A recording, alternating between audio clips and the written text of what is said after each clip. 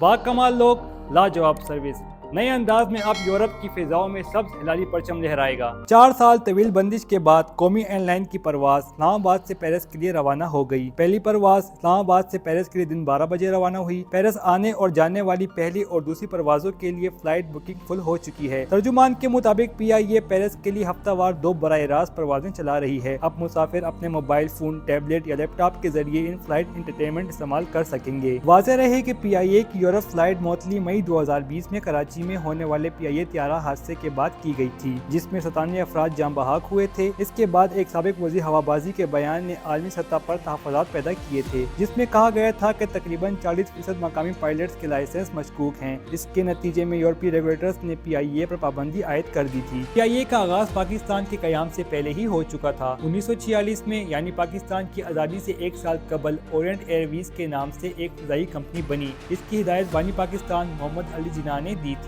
اور یوں 23 اکتوبر 1946 کو اورینٹ ایئرویز لمیٹڈ کے نام سے ایک نئی ایئر لائن نے جنم لیا، جسے ابتدائی طور پر کلکتہ میں ایک پائلٹ پروجیکٹ کے طور پر رجسٹرڈ کروایا گیا اور پھر 4 جون 1947 کو یہ ایئر لائن آپریشنل ہو گئی۔ اورینٹ ایئرویز کے آپریشنل آغاز کے 2 ماہ کے بعد ہی پاکستان کا قیام عمل میں آیا اور پھر اس ایئر لائن نے پاکستان کو ہی اپنا مرکز بنا لیا۔ قیام پاکستان کے بعد جب حکومت مضبوط ہوئی تو اس نے ایک قومی ایئر لائن بنانے کا فیصلہ کیا، جس کے بعد 10 جنوری 1955 کو اورینٹ ایئرویز کو پی آئی اے میں ضم کر دیا گیا، جس کے بعد پی آئی اے کی پہلی بین الاقوامی سروس سال 1955 میں شروع ہوئی اور پھر ایک مختصر ہوائی بیڑے سے شروع ہونے والی یہ ایئر لائن دنیا کی صف اول کی فضائی کمپنیوں میں سے ایک بن گئی۔ پی آئی اے ایشیا کی پہلی ایئر لائن تھی جس نے اپنے ملک سے ناروے تک پروازوں کا آغاز کیا۔ قومی ایئر لائن پی آئی اے کو مختلف سیاسی حکومتوں نے اپنے غلط فیصلوں اور ذاتی مفادات کی خاطر اربوں روپے کا مالی نقصان پہنچایا۔ پی آئی اے کی نجکاری ہو پاتی ہے یا نہیں، لیکن اس قومی اثاثے اربوں روپے کے خسارے میں جانے کے بہت سے اسباب ہیں۔ جہاں ادارے کی اپنی انتظامیہ کی غفلت اور نااہلی شامل ہے، وہی ملک کی سیاسی جماعتوں کے ادوار حکومت میں ہونے والے مبینہ غلط فیصلوں، مفادات کے تصادم اور ادارے کو مالی نقصانات سے نکالنے کے لیے بروقت اقدامات نہ کرنے کی صلاحیت نے بھی جلتی پر تیل کا کام کیا۔ ایسے ہی ایک سیاسی پارٹی کے وزیر نے بیان دیا جس کی وجہ سے پی آئی اے کا گراف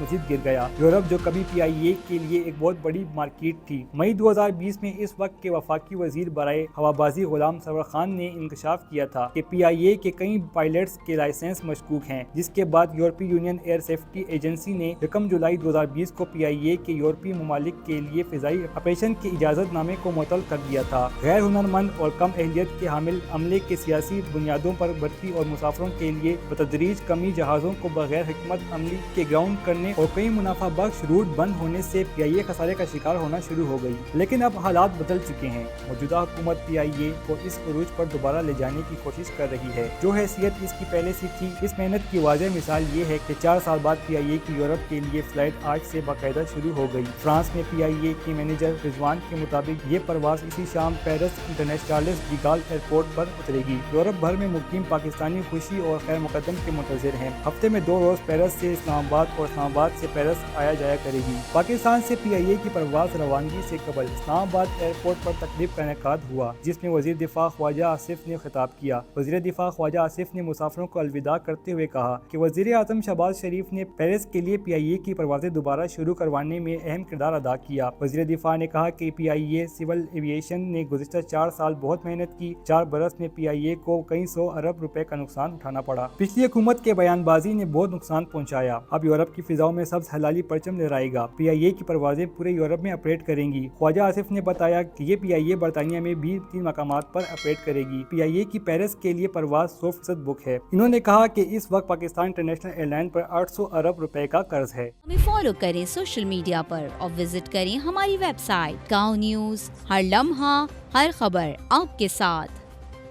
دیکھتے رہیے گاؤں نیوز دیٹ میٹرز۔